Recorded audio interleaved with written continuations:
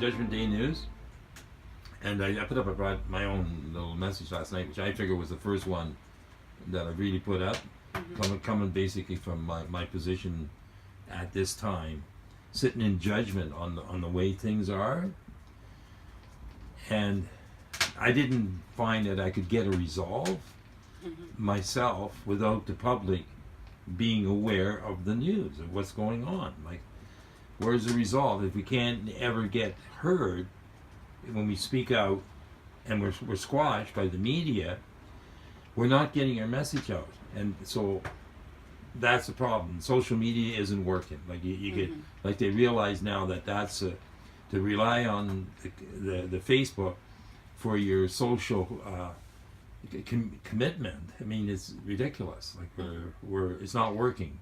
So we need like another avenue of communication between the people so that they understand what's going on without having to rely on mainstream media, which is filling our head with all their tragic stories.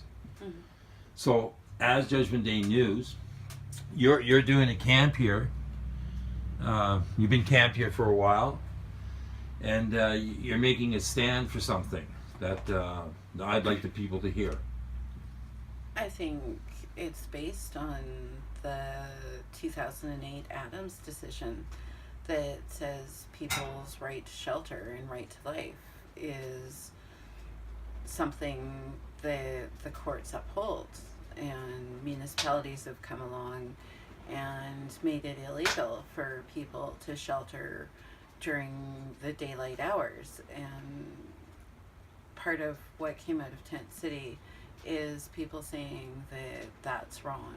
And as I sit here today, between the tents and the bus, I'm really grateful that I'm not out in a park taking down at 8 o'clock in the morning and having to set up at 8 o'clock at night in the rain and in the dark, where nothing of your things has any hope of staying dry.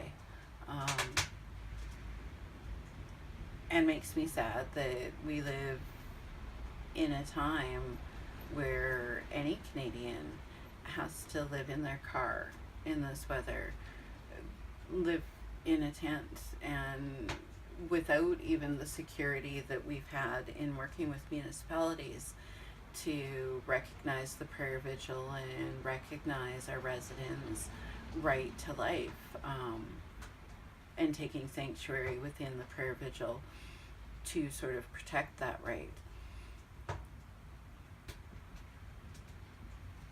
But I think what keeps me going is the fact that there are municipalities that are working with us. There are police authorities who are working with us in ways that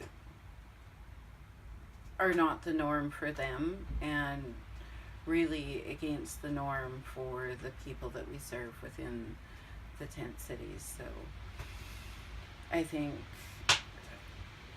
it's a slow process, but I hope that eventually the province and the federal government will step up to work with us in similar ways to the municipalities and the local police authorities and fire departments and VHA and street nurses and outreach services and the volunteers who donate anything from socks to toothbrushes to food to propane to gas cards for the people that live here.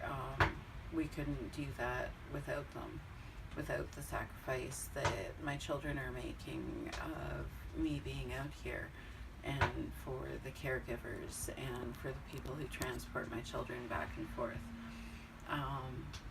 I think it takes an entire community to hold up the most vulnerable, just like it takes a community to raise a child. So this is my one way of giving back and ensuring that people know that people care and giving people an avenue to care. So it's been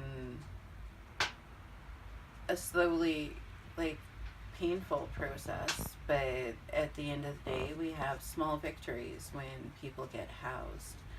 We've got one young man who has really excelled in his housing, and speaking with his family, he's on a methadone program, is kicked drugs, has day passes out to spend with family, and at the end of the day, services were allowed to be created around his needs, not the government's need to fit him into a box.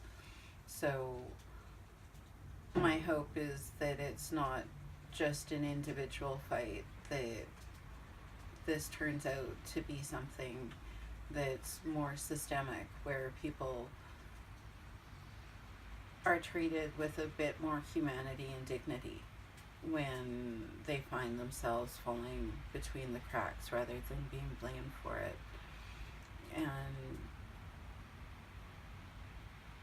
the people that are within our community are recognized for their ability to step up and be a part of a community, and the way they've been able to hold each other up.